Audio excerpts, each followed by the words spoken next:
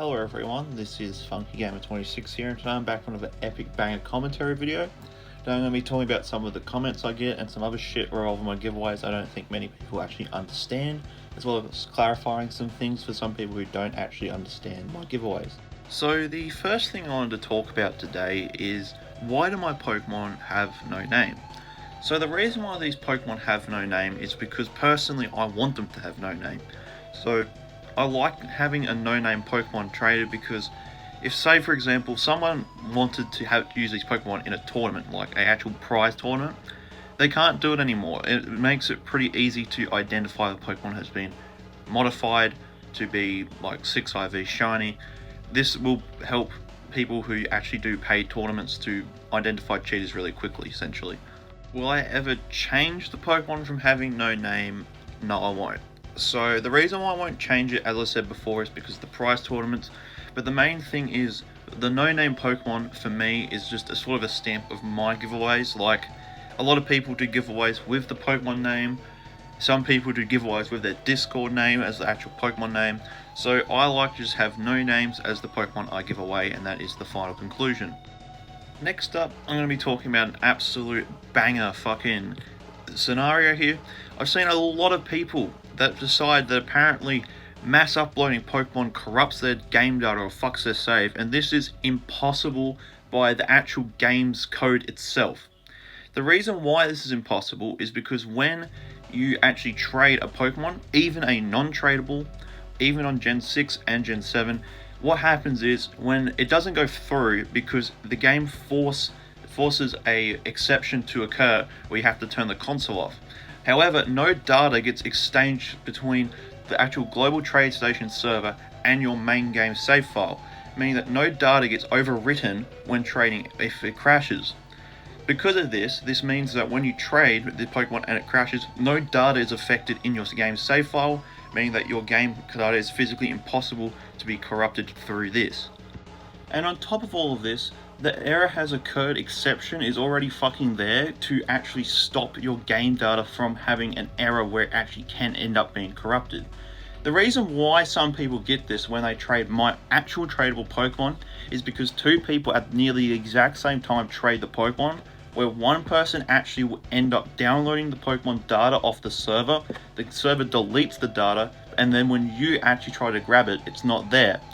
So obviously, if you try to grab something that's not there, it could end up being really bad for your save. So it will actually make sure to force into this error that has occurred to prevent it from actually ending up corrupted. So in conclusion with this, trading my Pokemon, my tradable Pokemon, even if you get the error sometimes, will not corrupt your save data. Same with non-tradable Pokemon. If you trade a non-tradable Pokemon and you get the error has occurred, it is physically impossible for your game data to get corrupted. So if your game data gets corrupted after trading a Pokemon, or you get a crash or something, it is not my Pokemon, it's not anyone else's Pokemon, it is either your console or your game cartridge, or your SD card if the game is installed on your SD cartridge on your console. And for the final thing related to this bullshit topic that for some weird reason everyone thinks I magically corrupt your save data, I'm going to talk about bad eggs in Gen 6 and Gen 7. Bad eggs in Gen 6 and Gen 7 do not work in the way Pokemon Emerald or Fire Red and Leaf Green work, where they for some weird reason consistently continue to clone their bytes of data over your actual save data. Bad eggs in Gen 6 and 7 do not affect anything in your actual save. It only affects the Pokemon slot itself. So if you're saying to me that if you trade my Pokemon and you get a bad egg or something like that, once again, it's already impossible to do that because it's just copying the entire data that's been uploaded to the server to your game save. But for any weird reason, if you say you're going to get a bad egg and it's going to corrupt your save, that's not how it works. Anyway, let's move on to another banger topic here.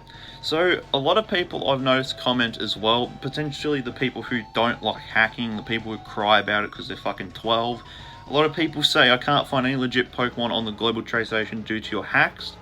Now my response to this is, good luck finding a legit Pokemon on the global trade station on a fucking 8-year-old game. What I mean by this is, example, mythical Pokemon.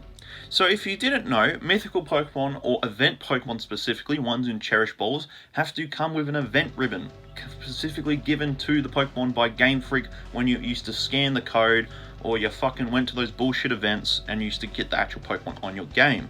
If you've never tried to trade one of these Pokemon on the global trade station, or Wonder Trade for that matter, you'll actually see a message if you try to trade a event or mythical Pokemon saying, this is a special Pokemon, this Pokemon cannot be traded. This is because of the actual ribbon it holds. The ribbon it holds is essentially a flag to prevent it from actually going onto the server. So the only real way to get a mythical or event Pokemon onto the global trade station or Wonder Trade is for you to actually manually hack it using PK Hex or PKSM to remove the ribbon. So once you remove the ribbon, the Pokemon isn't legit anymore, meaning that, as these people say, you can't find any legit trades, but then they will say something like, oh, I'm looking for an Arceus. So you're going to tell me you're looking for a mythical Pokemon that can't even be uploaded in the first place, but then you're complaining that the Pokemon that I trade are not legit? Like, the argument that you cannot find any legit trades on the global trade station is already dumb in the first place, because Gen 6, Gen 7, and Gen 8 for that matter, the entire thing is just full of illegally modified or gen Pokemon. Like, if you want to look for a legit Pokemon, go to the fucking player search system, say what Pokemon you want in your shout out, and see if someone trades it for you. That's your best bet to find a legit Pokemon. If you're one of these people who gets heated over people cheating on an 8-year-old game to try and help other people, mind you, like, fuck off, get a life, honestly. And now finally for the absolute cherry on top, the ultimate banger part of the video, you can't beat this, is I've seen a lot of people say this, not only on my channel, but Mikasa's channel. They say, you just do this for a gain. You just do it for money. Now, I want to say, where do I get the money from, mind you? I don't have a Patreon.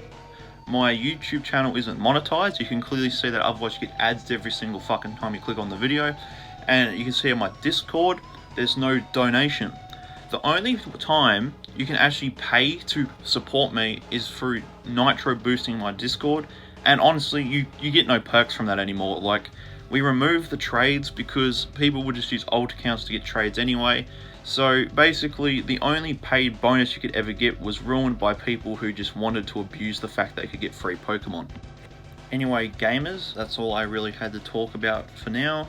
Make sure to like, comment, and subscribe, and I'll catch you all later.